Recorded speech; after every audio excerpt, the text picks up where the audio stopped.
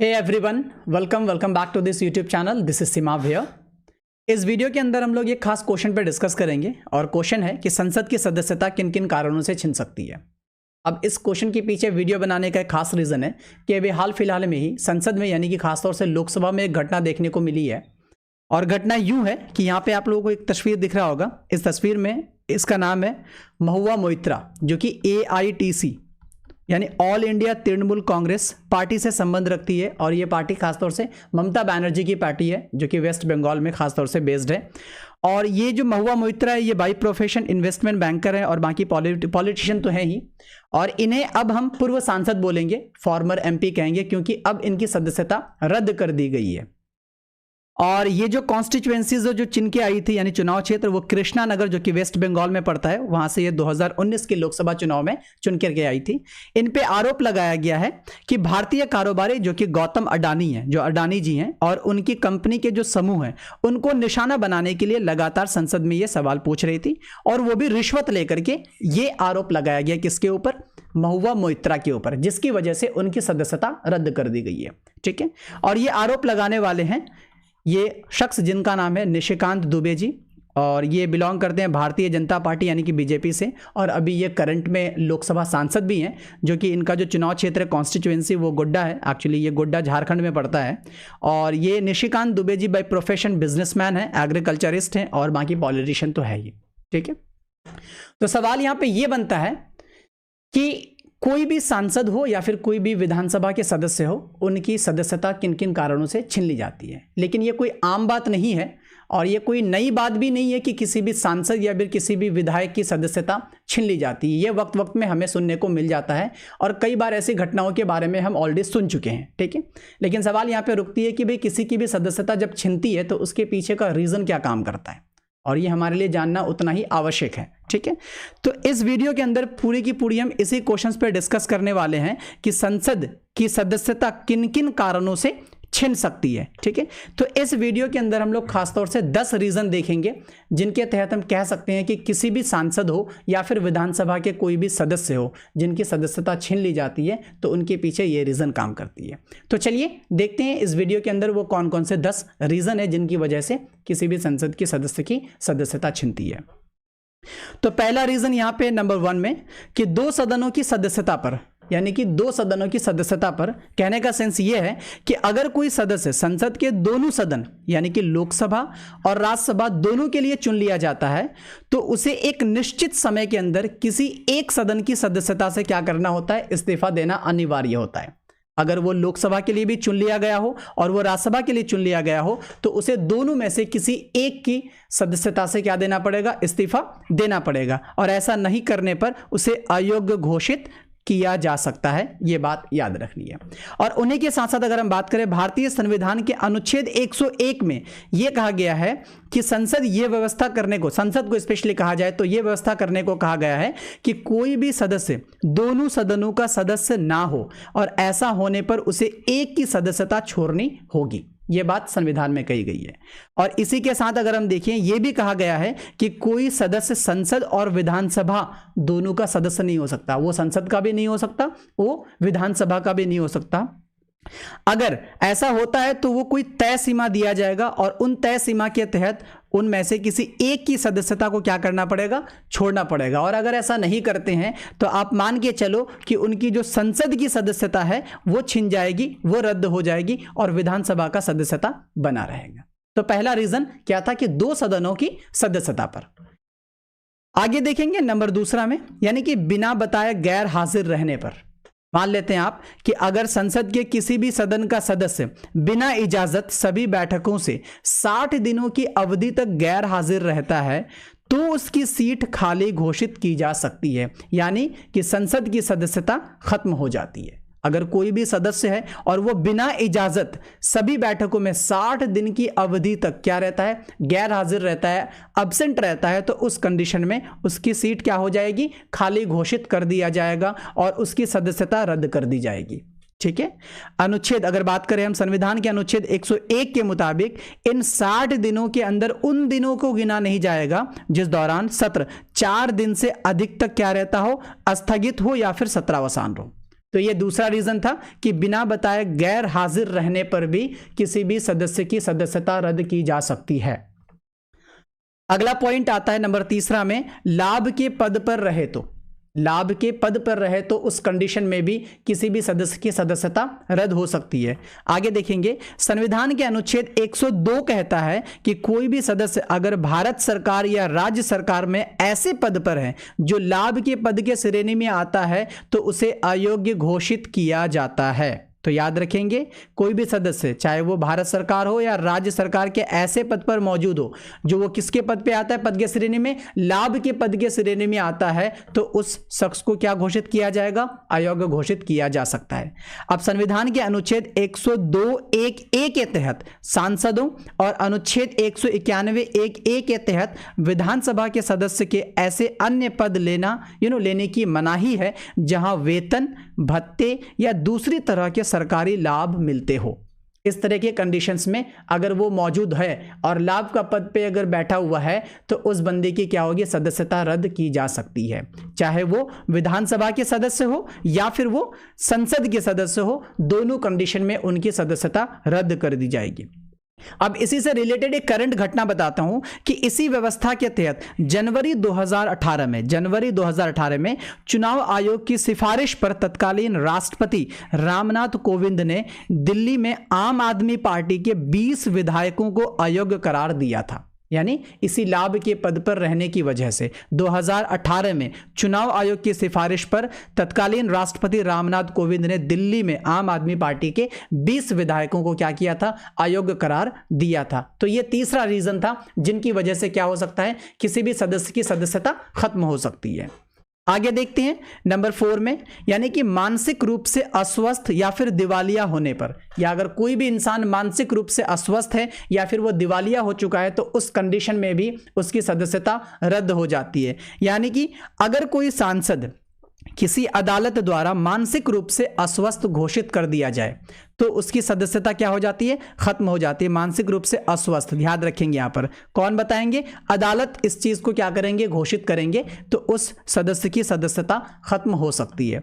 इसी तरह अगर कोई सांसद दिवालिया घोषित कर दिया गया हो और किसी अदालत से राहत नहीं मिली है तो उसकी सदस्यता रद्द की जा सकती है। तो दोनों कंडीशन में याद रखेंगे, पहला कंडीशन क्या है कि कोई भी सदस्य अगर मानसिक रूप से अस्वस्थ हो और कोई भी सांसद दिवालिया घोषित कर दिया गया हो तो दोनों के कंडीशंस में उसकी सदस्यता रद्द हो सकती है। यह चौथा रीजन था।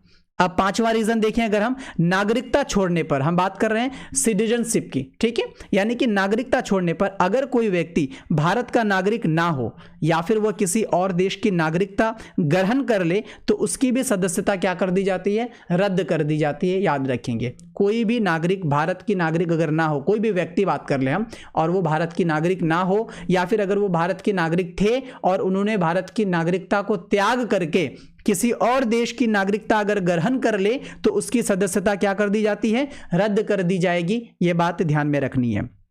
बात करें हम संविधान के अनुच्छेद 102 का, तो कहता है कि इसके अलावा किसी और देश के अगर प्रति निष्ठा जताते हो तो उस कंडीशन में भी आपकी सदस्यता चली जाएगी। किसके, किसी और देश के प्रति अगर आप निष्ठा जताते हैं तो उस कंडीशन में भी आपकी सदस्यता क्या हो जाएगी, रद्द हो जाएगी। यह था आपका पांचवा रीजन। अगला देखेंगे छठा रीजन, जो कि है दल बदलने पर। यह दल बदलने पर संविधान के अनुच्छेद 102 के मुताबिक कहा जाए तो किसी सांसद की सदस्यता 10वीं अनुसूची के तहत भी खत्म की जा सकती है। किसके तहत, 10वीं अनुसूची। एक एडिशनली एक बात बता रहा हूं, 10वीं अनुसूची को हम लोग दल बदल रोधी कानून भी कहते हैं। 10वीं अनुसूची को दल बदल रोधी कानून भी कहते हैं। यानी कि इसके तहत अगर कोई सांसद उस पार्टी की सदस्यता छोड़ता है, उस पार्टी की सदस्यता छोड़ता है जिससे वो चुना गया हो, तो उसकी सदस्यता क्या हो जाएगी, रद्द हो जाएगी। आप मान के चलो, मान लेते हैं कोई सांसद पार्टी ए से अपना क्या करता है, चुनाव में खड़े होते हैं और वो जीत भी जाते हैं, और जीतने के जस्ट बाद वो पार्टी बी को अगर ज्वाइन करते हैं तो उस कंडीशन में उसकी सदस्यता क्या हो जाएगी, रद्द हो जाएगी। ये बात ध्यान रखना है। लेकिन इसके साथ कुछ अपवाद भी हैं। अपवाद क्या है कि अगर एक राजनीतिक दल है और किसी दूसरे दल में विलय कर सकता है, उसके पीछे कंडीशन है विलय कर सकता है, बशर्ते उसके कम से कम 2/3 विधायक अगर विलय के पक्ष में है, 2/3 विधायक अगर विलय के पक्ष में है, तो उस कंडीशन में वो अपनी दल बदल सकती है और इस स्थिति में दल बदलने वाले सदस्यों की सदस्यता बनी रहेगी, खत्म नहीं होगी। ये अपवाद में भी याद रखनी है, ठीक है। तो ये था आपका छठा रीजन जिसके कारण क्या होती है, सदस्यता रद्द होने की संभावना फुल रहती है। अगला देखेंगे हम लोग सातवां रीजन, सातवां कारण है कि पार्टी के आदेशों का उल्लंघन करने पर, आप जिस पार्टी से बिलोंग करते हो, ठीक है, उस पार्टी के आदेशों का आप उल्लंघन करते हैं तो उस कंडीशन में भी आपकी सदस्यता क्या हो सकती है, रद्द हो सकती है। यानी कि 10वीं अनुसूची में यह भी कहा गया है, यह भी प्रावधान किया गया है कि सांसद को अपनी पार्टी की ओर से जारी व्हीप का सम्मान करना होगा। यहां पे व्हीप बोले तो एक ऑफिशियल है जो कि हर एक पार्टी वाले क्या करते हैं, टाइम टाइम पे निकालते हैं और आपको उन व्हीप का क्या करना पड़ेगा, सम्मान करना पड़ेगा। अगर आप ऐसा नहीं करते हो तो आपकी सदस्यता रद्द की जा सकती है। उसी के साथ साथ अगर कोई सांसद किसी विषय पर मतदान के दौरान अपनी पार्टी के आदेशों का पालन ना करे या फिर वोटिंग से गैर हाजिर रहे तो उसकी सदस्यता रद्द की जा सकती है। यह डिपेंड करता है पॉलिटिकल पार्टीज के ऊपर, ठीक है, और संसद के ऊपर में भी। अगर कोई सांसद है किसी विषय के मतदान के दौरान अगर वो पार्टी के आदेशों का पालन नहीं करे और या फिर वोटिंग के टाइम पे गैर हाजिर रहे तो उसकी भी सदस्यता क्या करी जा सकती है, रद्द की जा सकती है। तो ये था सातवां रीजन, यानी कि पार्टी के आदेशों का उल्लंघन करने पर आपकी सदस्यता रद्द हो सकती है। आगे देखेंगे हम लोग आठवां रीजन, यानी कि जेल जाने की सजा मिलने पर। जेल जाने की सजा मिलने पर भी क्या हो सकता है, आपका सदस्यता रद्द किया जा सकता है।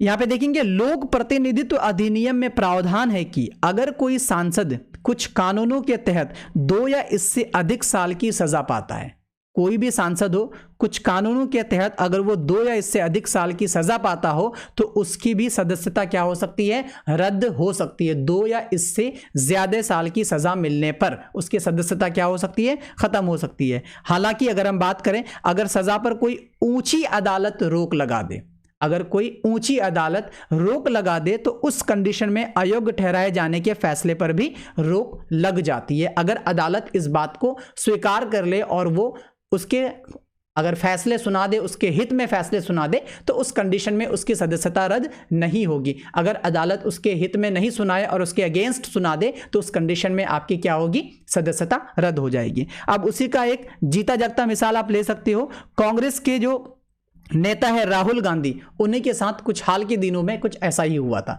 उनकी सदस्यता रद्द कर दी गई थी, बट अदालत ने उनको उनके हित में फैसला सुनाया तो उनकी सदस्यता दोबारा से बरकरार हो गई। उनको कुछ हुआ नहीं, एक्चुअली उनकी सदस्यता रद्द नहीं की गई। तो ये था आपका आठवां रीजन, यानी कि जेल जाने की सजा मिलने पर भी सदस्यता रद्द होती है। चलिए देखेंगे यहां पर नौवां रीजन में, यहां पे कहा जा रहा है लोक प्रतिनिधित्व अधिनियम के अन्य प्रावधान, यानी कि अगर यह पाया जाए कि किसी सांसद ने अपनी चुनावी हल्फनामे में कोई गलत जानकारी दी है या फिर वो लोक प्रतिनिधित्व अधिनियम का उल्लंघन करता है तो उसकी सदस्यता भी जा सकती है। ठीक है, किस कंडीशन में, अगर कोई भी सांसद है वो चुनावी हल्फनामे में कोई गलत जानकारी दे दे या फिर वो लोक प्रतिनिधित्व अधिनियम का उल्लंघन कर दे तो उस कंडीशन में क्या हो सकती है, उसकी सदस्यता जा सकती है उस सदस्य की।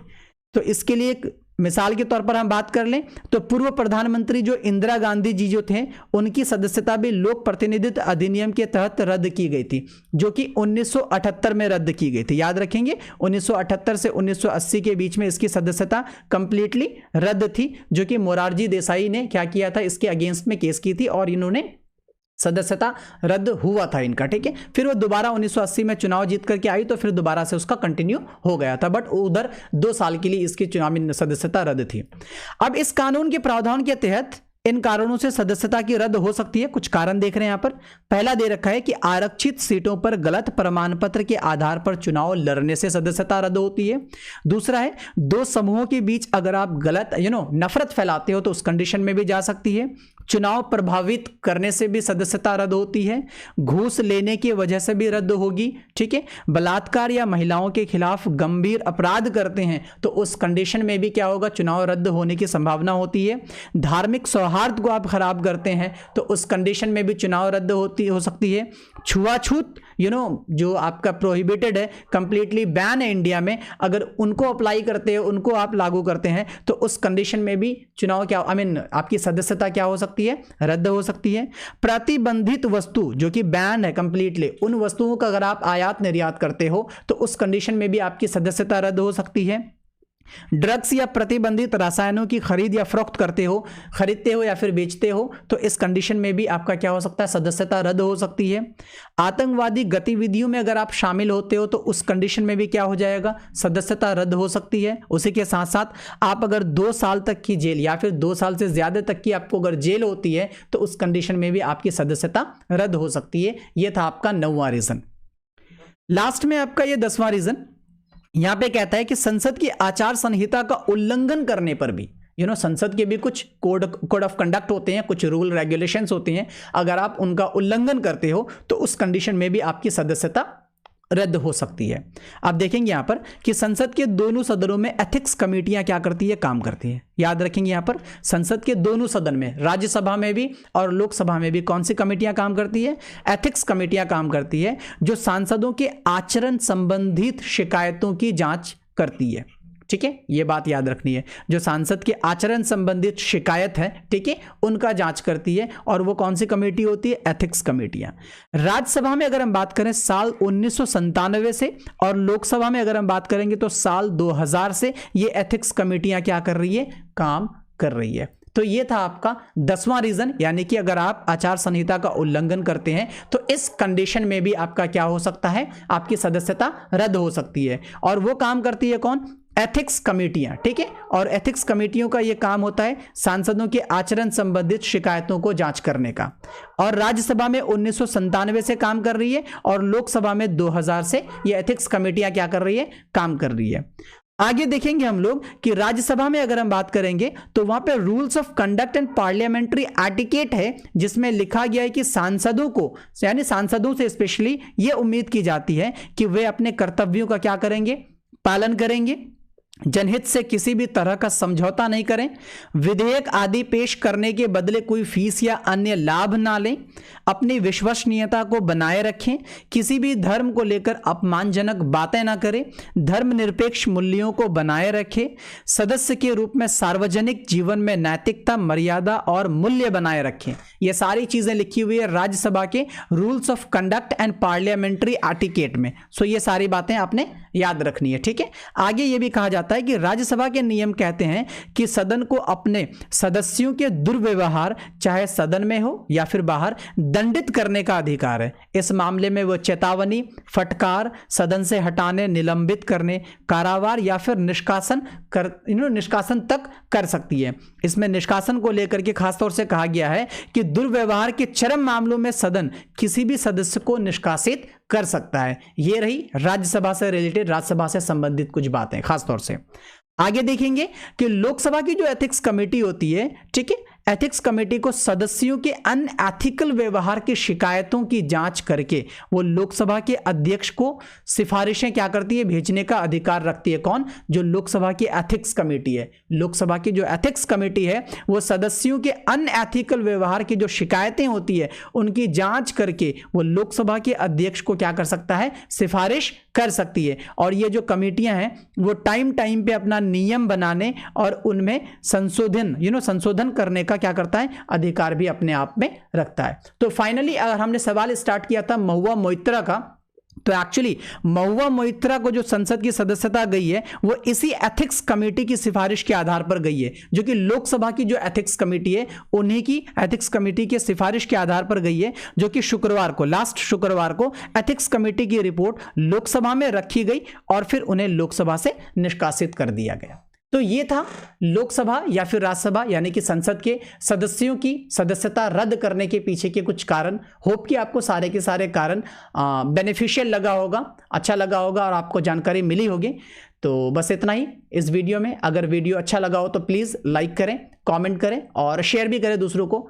और अगर चैनल पे नए हैं तो प्लीज़ चैनल को सब्सक्राइब करें। बस इतना ही। Thank you so much.